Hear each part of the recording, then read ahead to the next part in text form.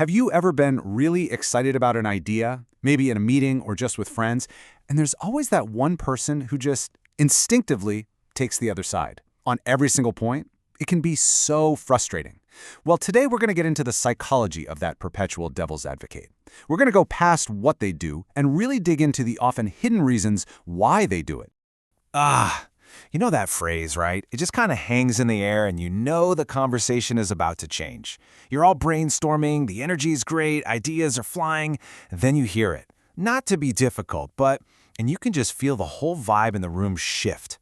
What was this fun collaborative thing suddenly feels like a debate you never even agreed to have. So let's be really clear about who we're talking about. It's so important to separate someone who's offering a really thoughtful counterpoint from the person we're focusing on today, the conversational contrarian. See, one is trying to make an idea stronger. The other, well, their motivation is often something else entirely. The two key things to notice here are habitually and default mode. This isn't about someone who listens carefully and finds a real problem with an idea. No, this is a pattern. It's like an automatic reflex to just oppose. It's actually less about the topic you're discussing and way more about the simple act of disagreeing. They might not even believe what they're arguing.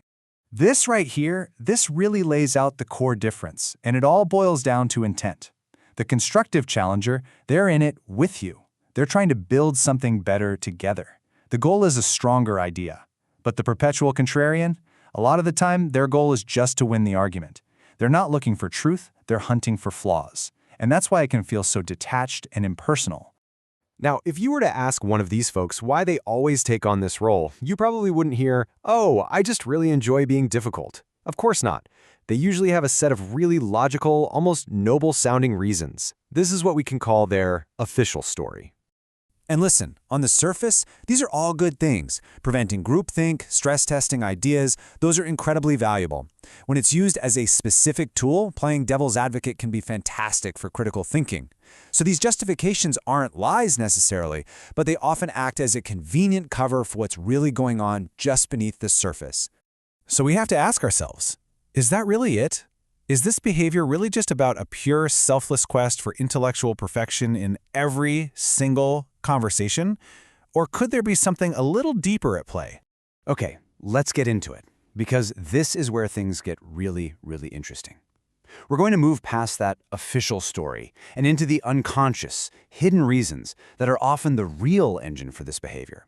Think of these as the psychological currents running just under the conversation. And wow, look at that. This is a totally different set of reasons. Suddenly, the story isn't about seeking truth anymore. It's about something called cognitive rigidity. Preventing groupthink is replaced with a need to manage social anxiety. These aren't conscious choices. They're deep-seated psychological patterns that just happen to show up as a contrarian personality. Cognitive rigidity isn't about being a great debater. In fact, it's an inability to be flexible. For someone like this, a new idea can actually feel threatening on some unconscious level. So their immediate, automatic reaction is to push back, to find the holes, to get back to a sense of intellectual order and control. It's a defense mechanism. It's a shield, not a sword. This is another really powerful one. Just imagine if your main source of self-worth is tied to being the smart one in the room.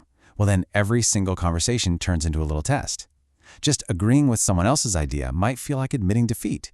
But if you challenge them, if you find that flaw in their logic, you get to reaffirm your own intelligence. It's this constant subconscious need to prove your own value. So let's talk about the actual impact of this, because it's not just some annoying little conversational quirk. It has real, measurable effects, not just on the people around them, but on the contrarian themselves. It's more than just an argument. It's a whole relational pattern. Think about what this actually costs. The biggest piece of the pie, at 40%, is stifled creativity. People just stop offering their new, vulnerable, half-baked ideas because they know they're probably going to get shot down. The other major costs are eroded trust and just relational exhaustion, both at 30%. It's really hard to feel close to someone when you feel like you're always being graded. And honestly, it's just draining. And here's the crucial part. It takes a toll on them, too. If your main way of relating to people is to stand apart from the group and point out flaws, you never get to feel that amazing joy of building something with them. It can lead to this really profound sense of intellectual loneliness, where you're always on the outside looking in. It gets in the way of real connection, the kind that's built on shared excitement and being a little vulnerable. So that leaves us with this final question. It's a fine line, isn't it? We absolutely need critical thinking. We need people to challenge our ideas so they can get better. But when that role becomes a rigid, compulsive identity, what's the real cost? Is the end result a sharper idea, or is it a human connection that we lost along the way? It's something worth thinking about, both in how we deal with others and maybe, just maybe, how we show up in conversations ourselves.